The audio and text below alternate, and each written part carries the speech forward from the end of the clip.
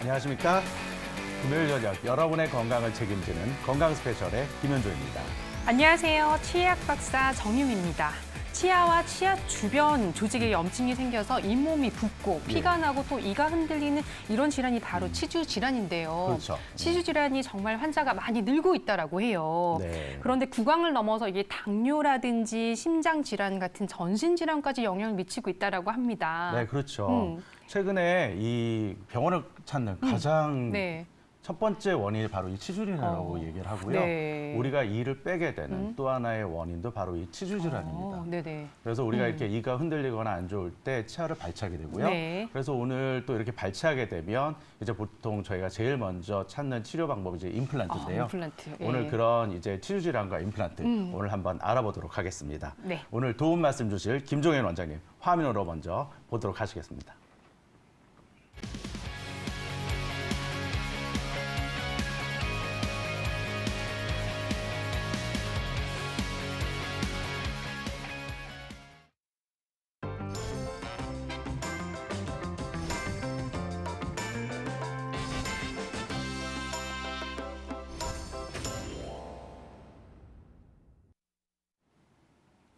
네, 원장님 자리에 나오셨네요. 안녕하세요. 안녕하세요. 네, 이게 앞서 얘기한 것처럼 요즘 치과에서 이 임플란트 문의하시는 분들 정말 많아졌죠. 네, 네. 최근 환자분들께 임플란트 시술이 더 이상 낯선 진료가 아니기 때문에 예. 구강 건강 회복을 위해서 많이들 문의해주고 계십니다. 그러세요. 네.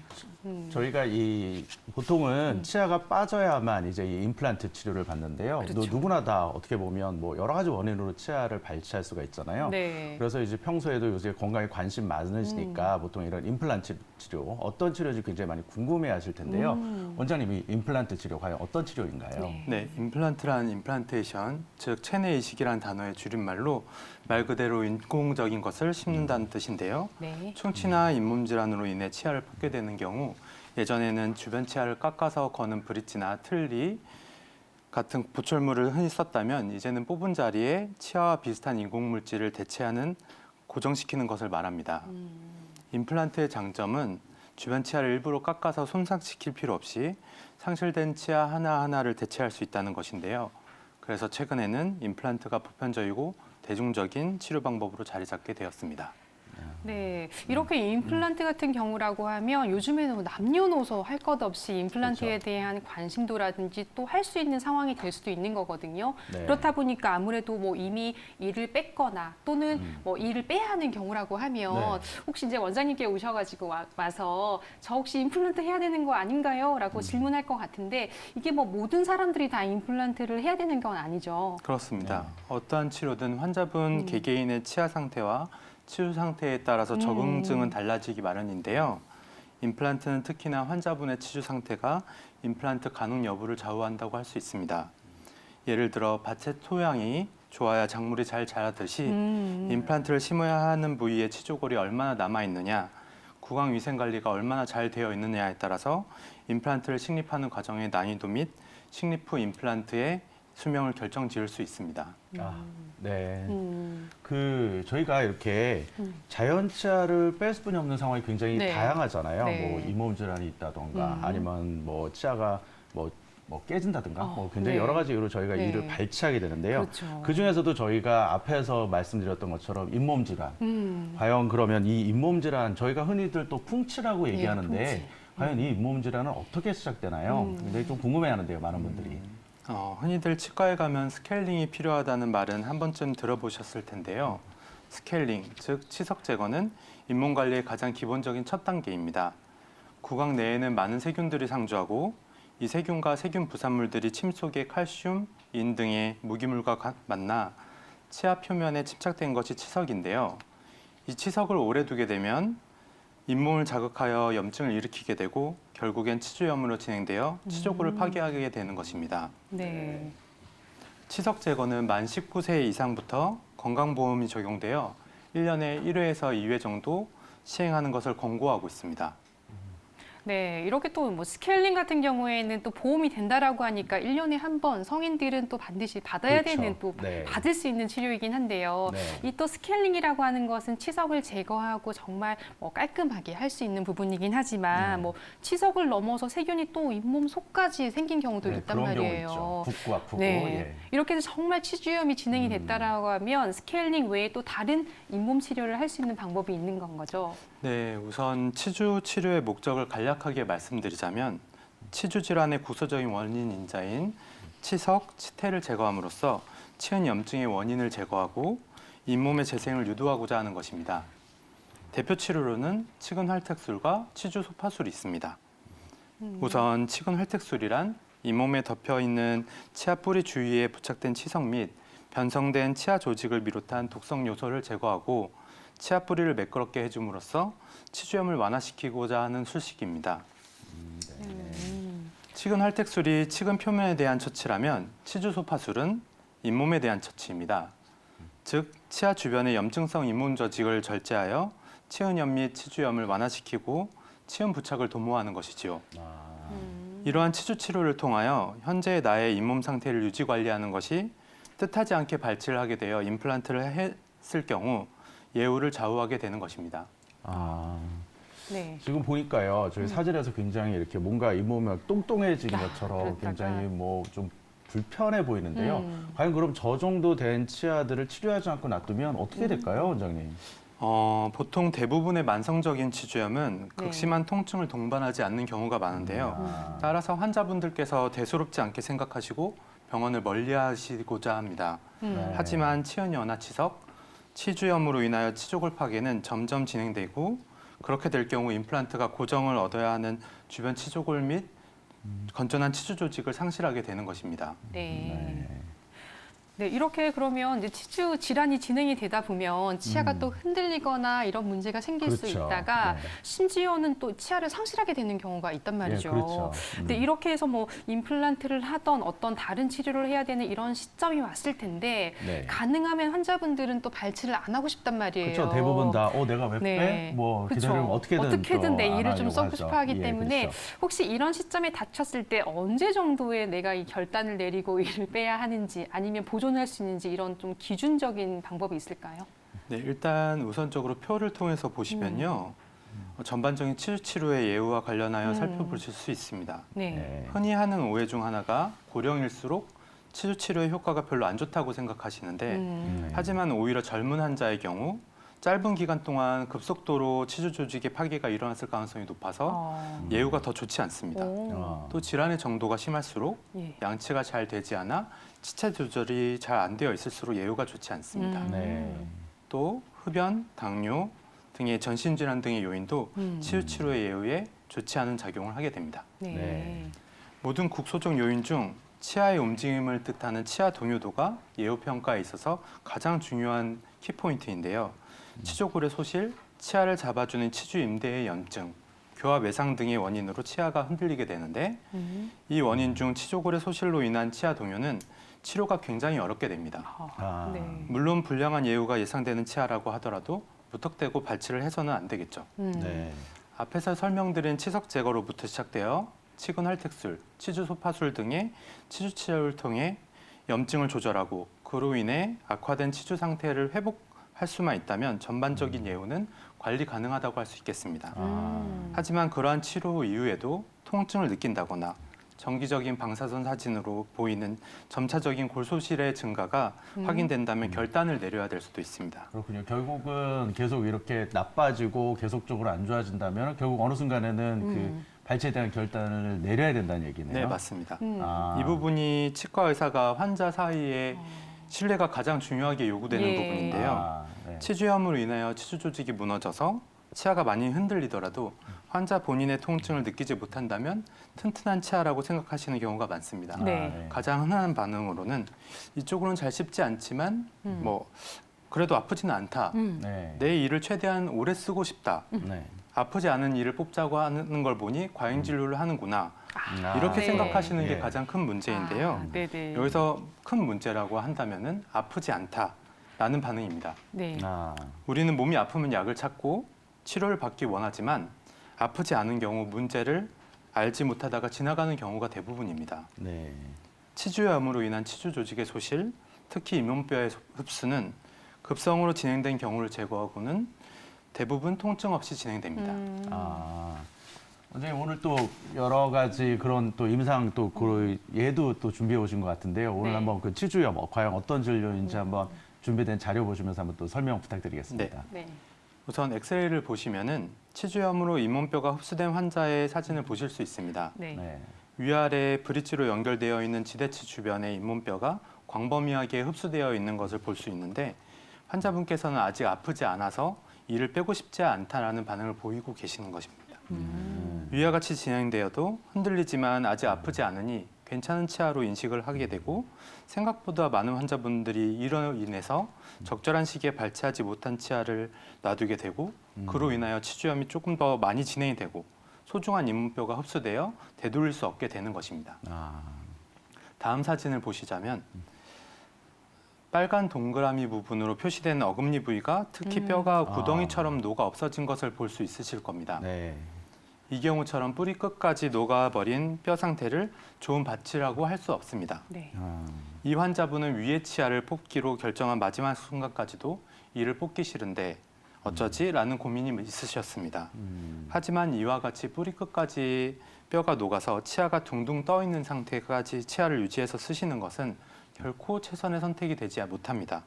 아, 간혹 내 치아를 최대한 오래 버티다가 뽑을 거야. 왜 내 이를 막 뽑으려고 해? 하시는 분들도 있는데 치아가 많이 흔들리고 고름이 나오는 치아는 그만큼 뼈가 세균에 많이 감염이 되어 있고 아, 나중에 뽑은 후에도 회복 기간이 오래 걸리며 임플란트 수술 자체의 난이도가 높아지게 되는 것이죠. 그렇군요. 네. 그 염증이 결국은 심해지면 결국은 주위에 잇몸뼈가 많이 녹아서 그런 경우에는 또 나중에 주위 치아까지 영향을 주기 때문에 그렇죠. 뭐 저희가 더 되도록이면 치아를 아끼고 싶지만 그런 경우에는 꼭 발치를 해야 된다 또 얘기를 해주셨어요. 그렇죠. 그런데 또 하나 되게 궁금한 게 뭐 가끔 뭐 이런 분들이 있어요. 나 진짜 양치질 잘해. 그 다음에 병원도 잘 가. 그래서 나 정말 튼튼해. 그리고 네. 굉장히 관리를 잘했는데 시간이 지나면서 내가 또 치아가 안 좋아. 그러면서 이제 보통 그런 질문해요. 원장님 나는 정말 먹으라는 걸 잘 먹고 닦으라는 걸 잘 닦는데 왜 이렇게 내 치아는 자꾸 안 좋아지나요? 라는 네. 질문들을 하시는데요. 과연 이런 경우에 어떤 문제가 있는 건가요, 원장님? 물론 꾸준하고 정기적인 치주 치료는 건강한 치주 상태를 더 오래 보존하고 본인의 치아를 더 오래 유지하는 데 도움을 줄 수 있습니다. 예. 네. 그러나 치주 질환은 노인성 질환으로 성인 이후로 연령 증가에 따른 치조골 소실이 발생하게 되는데요. 네. 보여드리는 사진을 보시면은 조개 껍질 모양처럼 물결 무늬의 높낮이를 가진 치조골이 30대 이후로는 사선으로 조금씩 치조골이 낮아지면서 점차 평평한 양상을 보이게 됩니다. 이렇게 되면 치아 사이에 음식물이나 치석 침착이 더 심해지게 되고 양치질이나 단순한 스케일링만으로는 관리가 어렵게 되죠. 특히 어금니 부위는 힘을 많이 받고 양치질이 잘 안 되는 경우도 많아서 더 급속하게 잇몸이 내려앉게 됩니다. 당뇨나 고혈압 같은 전신질환 또는 장기간의 흡연 같은 인자들도 치주 질환을 더 악화시키는데요. 개개인의 전신 건강 상태나 다양한 요소들이 치아 유지에 영향을 줄 수 있습니다. 정기적인 치주 치료를 받는다고 해서 치조골이 재생되거나 더 자라나는 것은 아닙니다. 치주 치료를 현재 상태를 더 나쁘지 않게 유지하면서 노화에 따른 치조골 소실 정도를 늦추고 평생 관리 차원의 치료라고 이해하시면 되고 그런 의미에서 국가 차원에서도 건강보험 적용으로 이를 권고드리고 있는 것입니다. 아, 이렇게 뭐 치주 질환의 원인은 정말 다양하잖아요. 네, 세균이기도 그렇죠. 하고 그리고 뭐 교합적인 문제도 그렇죠. 있지만 굉장히 여러 가지 네, 다르죠. 노화도 무시할 수 없는 부분이기 때문에 네. 어느 날 갑자기 문제가 생겼을 때 그렇죠. 치료하려고 하면 이미 늦고 계속적인 뭐 예방 관리와 치주 치료를 통해서 잘 관리하고 유지하는 것이 그래도 가장 나은 방법이라고 그렇죠. 설명해 주셨습니다. 자, 그렇다면 이제 임플란트에 대한 얘기를 또 해야긴 해야 네, 되는데 그렇죠. 저희가 임플란트 튼튼하게 지지해 주려고 하면 아까 원장님께서 밭이라고 표현했는데 이 잇몸뼈가 정말 튼튼하긴 해야 그렇죠. 하거든요. 그렇다면 잇몸뼈가 아까 뭐 그림에서 본 것처럼 소실된 경우라고 하면 이렇게 안정적인 임플란트가 유지가 안 될 수도 있는데 어떤 좋은 방법으로 또 유지를 할 수 있게 할 수 있나요? 처음 네. 치조골 양상을 보여드렸던 환자분 엑스레이를 다시 보시면 예. 전반적으로 흡수되었던 치조골을 고리식재를 사용하여 오. 수평적 복원을 하였고 예. 그럼에도 불구하고 부족한 치조골의 볼륨을 회복하기 위해서 구강 내 구조물 중에 상악동이라는 구조가 있습니다. 그 상악동 거상술이라는 술식을 이용하여 상악동 내 고리식을 진행하였습니다. 네. 저 정도의 광범위한 고리식을 한 경우 임플란트가 어느 정도의 고정력을 발휘하기 위해 최소 4개월 정도의 충분한 골성숙 기간을 거친 후 임플란트를 식립할 수 있습니다. 아, 그렇다면 이렇게 장기간의 과정이 필요하게 만드는 잇몸뼈의 흡수에 대해서도 설명을 드리겠습니다. 네. 네, 계속적으로 이제 잇몸뼈가 녹아내리는 거죠. 그러니까 저기까지 과정이 되면서 아까 치주 질환이 있으면서 네. 잇몸뼈가 이제 녹는다고 이제 네, 얘기를 해주셨는데요. 맞습니다. 그 과정에 대해서 또 다시 한번 설명 좀 부탁드리겠습니다. 우선 그림을 보시면은 잇몸뼈의 흡수 양상을 간략하게 세 가지 타입으로 설명드릴 수 있습니다. 네. 왼쪽부터 결손 부위 주변에 정상적인 잇몸뼈가 하나의 벽이 남아 있는 경우, 두 개의 벽이 남아 있는 경우, 세 개의 벽이 남아 있는 경우가 있는데 결론적으로 말씀드리자면 세 번째 타입인 세 개의 벽이 남아 있는 경우가 뼈이식 후의 예후가 가장 좋습니다. 네. 그 이유는 바로 우리 몸에서 뼈를 만드는 세포의 특성 때문입니다. 우리 몸의 세포 중 뼈를 만드는 세포는 가장 게으른 세포 중 하나입니다. 또한 그 역할을 수행하는 기간 동안 어느 정도 유한합니다. 아, 예를 들어서 치주 조직이 건강한 상태에서 충치나 치아 파절과 같은 다른 이유로 치아를 발치하였을 경우 우선 발치된 후 결손 부위는 혈액 응고에 의해 즉시 채워지고 그 경계에 있는 세포들이 분열을 시작하여 혈액이 응고된 혈병을 건너서 이동하게 되는 것입니다. 아, 이러한 과정을 거치면서 원래의 뿌리 외형 정도의 결손만 회복되면 되기 때문에 3개월 정도의 기간만 지나면은 완벽에 가까운 외형의 뼈 상태를 회복하게 됩니다. 네, 그 준비해놓은 자료 있으신 것 같은데요. 준비한 아, 자료 네. 보면서 설명 좀 계속 부탁드리겠습니다. 사진을 보시면은 발치를 하고 나서 그 발치한 부위가 아무는 과정들을 하나하나 설명하고 있습니다. 말씀드렸듯이 이를 빼고 나서 혈병이 채워지게 되고 그 혈병이 조금씩 세포가 변화되면서 결합 조직, 그 결합 조직이 엉겨 붙으면서 나중에는 뼈 조직으로 회복이 되는 겁니다. 네. 아, 하지만 만성적인 치주 질환으로 인하여 광범위하게 흡수된 잇몸뼈는 원래 수직적 수평적 외형을 회복하지 못하고 분화구 형태를 갖게 됩니다. 그 이유는 조금 전 설명드렸던 바와 같이 가장 게으른 세포인 뼈가 마치 교량 공사를 하듯이 흡수된 뼈의 경계부에서부터 뼈를 만들어가기 시작하고 그 잠재력이 그리 오래 가지 못하기 때문입니다. 네. 이러한 잇몸뼈는 임플란트의 시술에 있어서 열악한 환경을 만들 뿐 아니라 임플란트를 식립하고 난 이후 관리하는 측면에서도 어려움을 초래하게 됩니다. 물론 뼈이식을 동반하여 그러한 한계를 극복하고 임플란트 식립을 진행하지만 뼈이식의 개념 역시 기존의 우리 몸의 뼈세포와 혈액 공급 등의 역할이 매우 중요하기 때문에 이식 부위가 넓으면 넓을수록 즉 흡수된 잇몸뼈의 범위가 크면 클수록 술식의 난이도는 더 높아지게 되는 것입니다. 아, 그러니까 저렇게 결손부가, 그러니까 저희가 이제 잇몸이 안 좋아서 뼈가 녹으면 그 자리를 이제 뼈 이식을 통해서 굉장히 이렇게 다시 한번 채워서 임플란트 시술을 하실 수 그렇죠. 있다. 이렇게 또 얘기를 해주셨는데요. 네네. 그런데 저희가 이렇게 정말 관리도 잘하고 그래서 치아를 발치하고 그 자리에 뼈가 다시 잘 네. 차서 저희 임플란트 잘 심었어요. 그런데 항상 이게 또 계속 좋은 결과만 있는 건 그렇죠. 아니잖아요. 그래서 그런 경우에 또 염증이 원래 있었기 때문에 또 임플란트가 있다가 보면 또 염증이 생길 수도 있다고 하는데 과연 이런 경우에는 어떻게 하나요, 원장님? 흔히 임플란트를 영구적인 치료로 알고 계시지만 네. 임플란트가 보편화되면서 동시에 또 부각되는 것이 임플란트 주위염입니다. 치아는 뼈에 바로 부착되는 것이 아니라 치주인대라는 탄성을 가진 연조직이 개재되어 있어서 이 치주인대가 세균의 침입을 어느 정도 방어해주고 치아가 받는 힘이 어느 정도인지 파악하여 교합력으로부터 완충작용을 해주는 역할을 하게 됩니다. 하지만 임플란트는 좀 다릅니다. 임플란트는 뼈에 바로 나사를 심어 직접적인 골유착을 얻게 되는데 주위골에 세균 감염이 발생하게 된다면 임플란트는 방어해주는 치주인대가 없기 때문에 세균에 대해서 염증이 발생하게 됩니다. 네. 그러면 임플란트도 실패하여 흔들거리거나 통증을 유발할 수 있겠죠. 네. 그래서 앞서 말씀드린 좋은 밭, 즉 좋은 치주골이 임플란트 성공의 전제 조건이 될 수 있습니다. 네. 뽑아야 할 치아를 주변에 염증이 있다면 그것은 바로 세균의 존재를 의미하고 치아를 발치한 후에 깨끗이 염증을 제거하고 항생요법으로 세균을 억제하고 감염으로부터 회복되어야 임플란트를 식립할 적절한 환경이 될 수 있는 것입니다. 네. 아. 이렇게 뭐 임플란트는 사실 뭐 수술과 시술 과정보다 관리가 어떻게 보면 그쵸. 중요하다고 말씀을 굉장히 많이 중요하죠. 하시잖아요. 예, 예, 그렇죠. 그러니까 보통 우리가 관리를 한다라고 하면 치과에 임플란트 하시고 얼마에 한 번 정도씩 내원하는 게 좋고, 그리고 혹시 특별한 양치질이나 관리 방법이 또 있을까요? 우선 임플란트를 식립하고 나서는 기본적으로 한 달 후 체크를 먼저 권해드리고 네네. 네. 그리고 나서 3개월, 더 이제 늘려서 6개월, 적어도 1년에 한 번 정도는 방문을 하기를 이제 권고를 드립니다.